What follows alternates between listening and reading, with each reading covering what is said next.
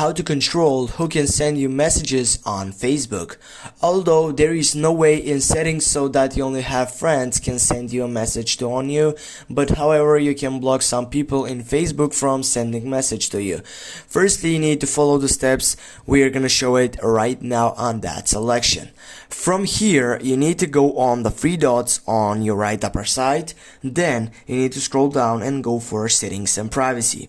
Go settings and choose up the site selection, which is right down for blocking site. Yeah, scroll down and right here you're gonna find out blocking session. Just go tap on that selection, and from here you're gonna find out your blocked list on your site. And also, if you tap on that plus icon, from here you can type a name or email address which you're gonna block it right now. With this, you're gonna have that control to take up and maybe provide some messages on Facebook.